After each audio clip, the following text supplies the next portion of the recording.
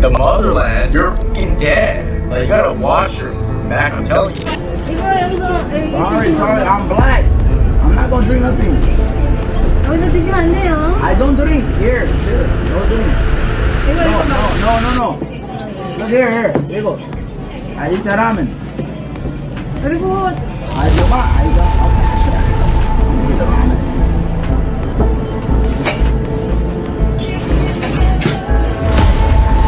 No, Johnny, you better hope none of my people.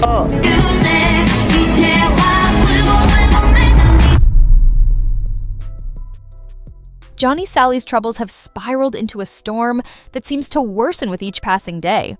Once a controversial streamer known for his outrageous antics, Johnny now finds himself at the center of a legal and social firestorm. Adding fuel to the flames, South Korean gangsters have reportedly entered the fray, issuing chilling threats against his life. With public outrage mounting and his legal battles intensifying, Johnny's situation is a chaotic mess. Could this be the breaking point for the brash and brazen streamer, or does he have a plan to escape the turmoil he's created? Let's delve into the series of events that brought him to this precarious position, starting with one of the most shocking controversies of his career. One of Johnny's most infamous acts in South Korea involved a blatant display of disrespect toward a beloved cultural memorial. The statue in question is far more than a piece of art. It stands as a powerful symbol of South Korea's resilience and a poignant reminder of the wartime struggles that shaped the nation's identity. Yet, Johnny treated it as little more than a prop for his online antics. In a live stream, he not only behaved disrespectfully near the statue, but took things a step further by kissing it, a move widely regarded as deeply offensive among locals.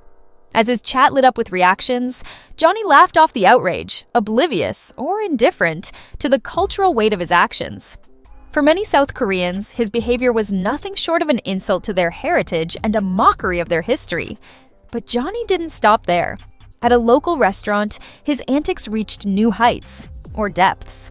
Witnesses reported seeing him throwing noodles around, blasting obnoxious music, and creating a chaotic scene that left the staff scrambling to restore order. Other guests were visibly disturbed, some even leaving before finishing their meals. To make matters worse, Johnny allegedly made racially charged comments during the incident, further escalating the tension.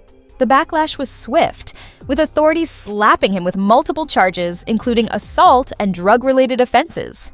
Adding to his woes, Johnny was hit with a travel ban, ensuring he couldn't leave South Korea until his legal proceedings were resolved. If convicted, he faces a potential prison sentence of up to 10 years, followed by deportation, a punishment that would effectively ban him from ever returning to the country.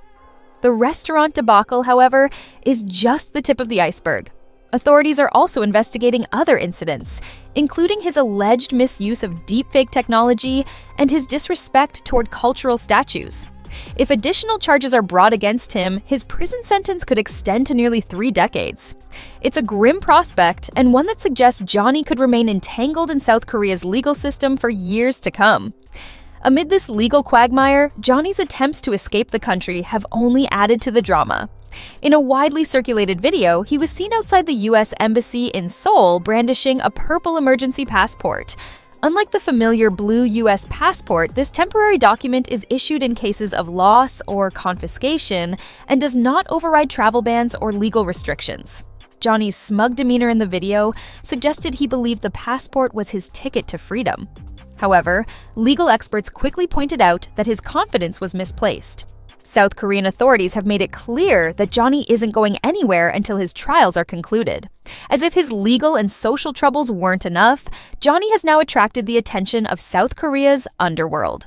Reports have surfaced of local gangsters issuing death threats, warning him to tread carefully, or else.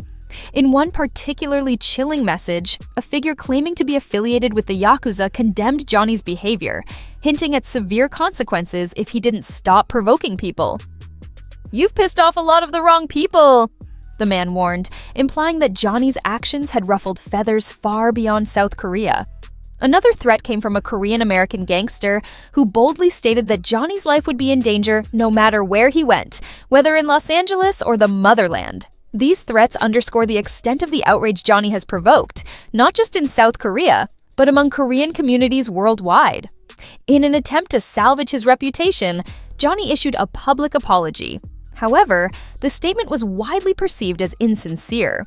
He claimed ignorance about the cultural significance of the statue and framed his actions as misguided attempts to entertain his followers. "I didn't know what the statue represented," he said, adding, "My intention was never to hurt anyone." Yet, in the same breath, he contradicted his apology with inflammatory remarks, including a shocking statement that all Asians need to be exterminated. This egregious comment only deepened the public's disdain for him, confirming suspicions that his apology was little more than damage control. The backlash to Johnny's apology has been unrelenting. Social media platforms have been flooded with condemnation, with many questioning whether he's truly sorry or simply desperate to avoid consequences. Critics have also pointed out that his apology failed to address the full scope of his actions, glossing over the restaurant incident and his disrespect for South Korean culture. As Johnny's saga unfolds, his future looks increasingly bleak. Between the mounting legal challenges, public outrage, and the looming threats from organized crime, he finds himself in a position few would envy. His reckless pursuit of fame has backfired spectacularly, serving as a cautionary tale about the consequences of prioritizing shock value over respect and decency. Whether he faces these challenges head-on or attempts another ill-fated escape remains to be seen. One thing is certain, Johnny Somali's downfall is a stark reminder that actions have consequences, and sometimes those consequences are severe. Johnny Somali's troubles have spiraled so far out of control that it's starting to feel like a reality TV show gone horribly wrong, or maybe a true crime documentary waiting to happen. What started as a series of reckless antics for online clout has turned into a full-blown international fiasco, complete with legal battles, public outrage, and even threats from gangsters. At this point, Johnny's life seems less like a live stream and more like a crash course in how not to win friends and influence people. Buckle up, folks, because this roller coaster is far from over. Let's rewind to the moment Johnny officially crossed the line from obnoxious content creator to public enemy #1 in South Korea. It all began with that infamous statue, an emblem of national pride and resilience that holds deep meaning for Koreans. Now, most tourists might take a respectful selfie or maybe read the plaque to learn something about history. Not Johnny. No, sir. Our man decided it was a good idea to not only act disrespectfully around the statue, but to kiss it. Yes, kiss it. And not in a sweet, "oh, I admire your culture" kind of way, but in the most mocking, cringe-inducing manner possible. "Do you even know what this statue means?" asked an incredulous local. Johnny, ever the provocateur, smugly replied, "Of course I do." Spoiler, he didn't. Cue the collective gasp of an entire nation as this scene played out on his live stream. For South Koreans, his actions were like spitting on a national treasure. And for Johnny's viewers, well, they ate it up, laughing and egging him on. Because who needs common sense when you have internet clout, right? But Johnny didn't stop there. Oh no, this was just the warm-up act. Next on his chaotic tour of disrespect was a local restaurant, where he went full toddler mode, tossing noodles like confetti, blasting obnoxious music, and creating a scene that left both staff and diners flabbergasted. Picture this: a grown man hurling food while shouting nonsensical phrases, with waitstaff scrambling to clean up after him. The pièce de résistance? A series of racially charged remarks that had even his most loyal fans cringing. If you're wondering how to alienate an entire community in record time, Johnny just wrote the handbook. Unsurprisingly, the South Korean authorities were quick to step in, slapping him with charges ranging from public disturbance to racially offensive behavior. And let's not forget the cherry on top, Johnny's attempt to weasel his way out of the country with an emergency US passport. Clutching the purple booklet like it was a golden ticket to freedom, he swaggered outside the US Embassy, grinning as if he'd just won the lottery. Spoiler alert again, he hadn't. Travel bans don't magically disappear because you wave a shiny passport around. If the legal troubles weren't enough, Johnny's antics have also put him on the radar of South Korea's underground crime scene. Yes, you read that right. Local gangsters and even some international figures have taken notice. One particularly menacing threat came from a high-ranking individual who claimed ties to the Yakuza, warning Johnny that his actions had angered the wrong people. "You mess with us, you mess with the elites," the gangster growled in a chilling video. It's the kind of threat that makes even the boldest influencers reconsider their life choices.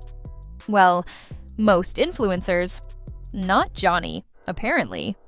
Meanwhile, a Korean-American gangster chimed in from the US, issuing a warning so vivid it could have been ripped straight from a Quentin Tarantino script. "If you're within 20 meters of me, you better watch your back," he snarled. The message? Johnny's antics haven't just ruffled feathers in South Korea. They've sparked outrage across the Korean diaspora. At this point, it seems like the only people Johnny hasn't offended are his die-hard fans, and even they are starting to look a little uneasy. And then there's the apology, or whatever you want to call that half-hearted, tone-deaf statement Johnny released. Standing in front of the camera with all the sincerity of a used car salesman, he mumbled something about not understanding the statue's significance. "I was just trying to entertain, you know," he said, flashing an awkward grin. Entertain? Sure, if your idea of fun is insulting an entire nation and dodging mob threats. But wait, it gets worse. Just when you thought Johnny might actually be capable of remorse, he went and torched any remaining goodwill by declaring that all Asians need to be exterminated. Yes, he actually said that. If his apology was the nail in the coffin, this statement was the bulldozer flattening the grave. Social media erupted with fury, with thousands calling for his permanent cancellation. At this point, even his most loyal defenders are jumping ship faster than rats on a sinking vessel. As Johnny's legal battles drag on, the possibility of a 29-year prison sentence looms large. And let's not forget the potential deportation and lifetime ban from South Korea that could follow. For someone who thrives on attention, this might be the ultimate punishment. A long, quiet stint behind bars with no Wi-Fi and no audience. Will Johnny learn his lesson and emerge a changed man? Or will he double down on his antics, turning his jail time into yet another twisted chapter in his saga? Only time will tell. For now, Johnny Somali's story stands as a cautionary tale of what happens when clout chasing goes horribly, hilariously, and tragically wrong. What do you think? Does Johnny deserve a second chance, or has he burned every bridge possible? Let us know your thoughts, and stay tuned for the next episode of Johnny Somali: How to Lose Friends and Alienate People, International Edition.